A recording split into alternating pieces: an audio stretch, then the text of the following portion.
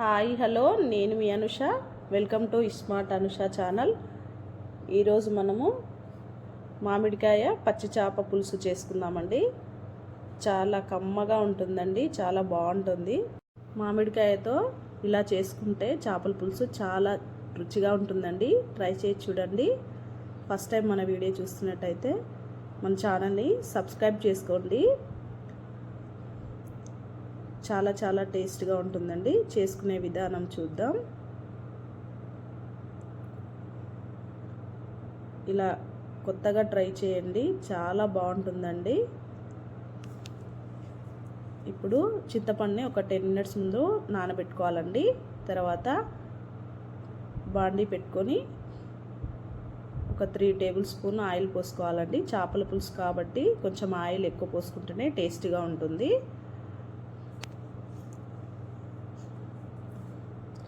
Oil వేడెక్కాక 2 ఎండుమిర్చి వేసుకోండి. తర్వాత జీలకర్ర వేసుకోండి, ఆవాలు, మినపప్పు వేసుకోండి. తర్వాత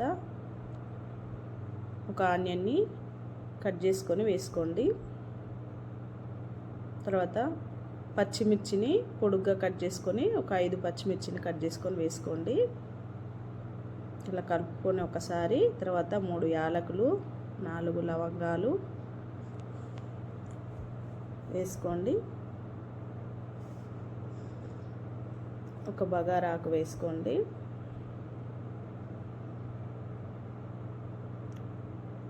చాలా రుచిగా ఉంటుందండి మామిడికాయతో చేసుకుంటే చేపల పులుసు. ఒక్కసారి ట్రై చేయండి. ట్రై చేశాక మీకు ఎలా అనిపించిందో నాకు కామెంట్ చేయండి. తర్వాత దాల్చిన చెక్క, సాజీరా వేసుకొని ఒక్కసారి కలుపుకోండి.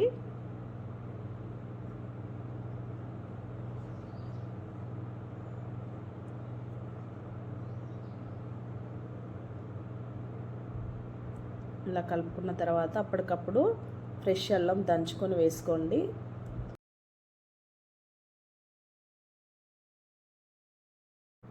వన్ టేబుల్ స్పూన్ పసుపు వేసుకోండి.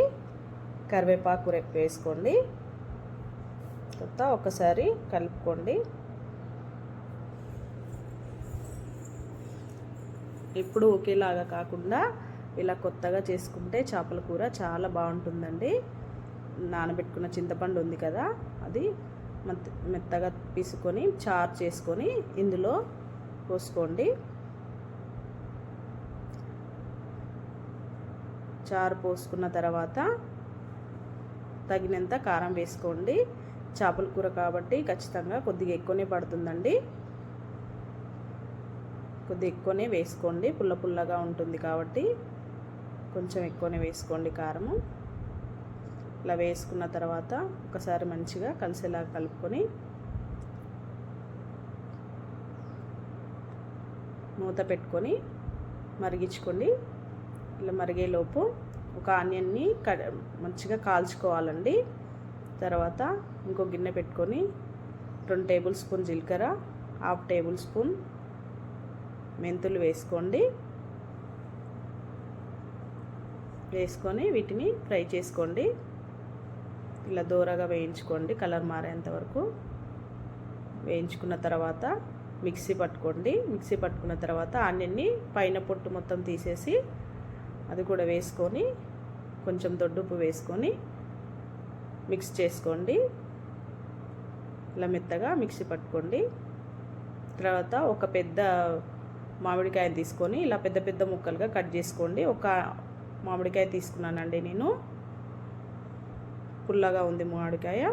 ఒక 6 ముక్కల్లాగా చేసుకొని పెద్ద పెద్ద ముక్కలు చేసుకొని మరుగుతున్న చారులోని వేసుకోండి. వేసుకొని ఒకసారి కలిపి తగినంత ఉప్పు వేసుకొని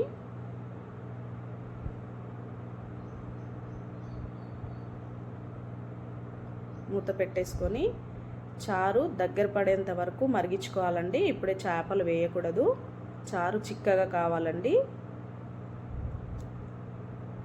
చారు చిక్క పడేంత వరకు మరిగించుకొని తర్వాత చేసుకున్న మసాలా ఉంది కదండి, ఆ మసాలా వేసుకోండి. వేసుకున్న తర్వాత కొత్తిమీర వేసుకోండి.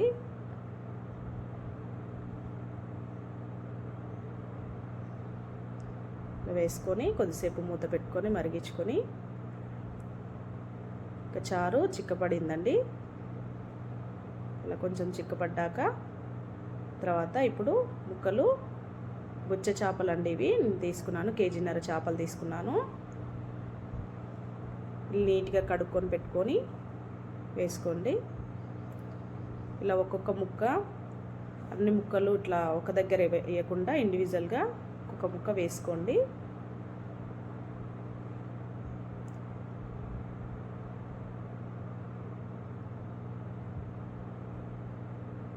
అలా వేసుకున్న తర్వాత ఒక్కసారి కలుపుకోండి. చేపల కూర ఎక్కువ కలపకుండా ఉండాలండి, ఎందుకంటే ముక్కలు విరిగిపోతాయి.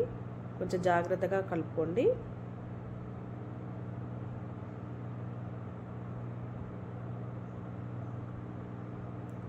ఇలా మూత పెట్టేసి కొద్దిసేపు ఒక 10 మినిట్స్ ఉడకబెట్టుకోవాలండి. మళ్ళీ ఒకసారి కలుపుకొని ధనియాల పౌడర్ వేసుకోవాలండి. ధనియాల పొడిని వేసుకొని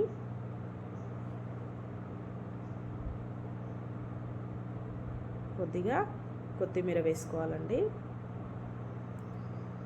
వేసుకొని ఒకసారి కలుపుకోవాలండి.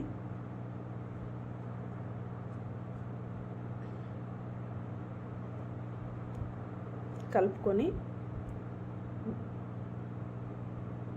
చూడండి దగ్గర పడింది.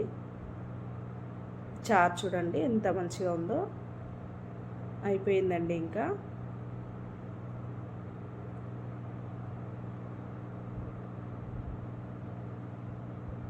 మూత పెట్టేసుకొని కొద్దిసేపు అలా ఉంచేసి ఒక 2 మినిట్స్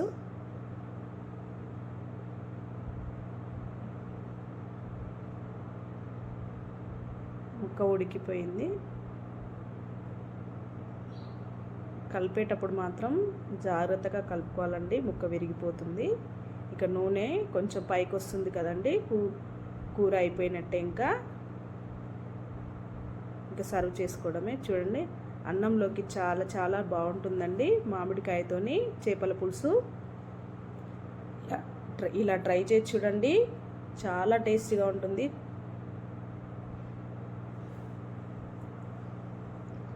మా వీడియో మీకు ఎలా అనిపించిందో కామెంట్ చేయండి,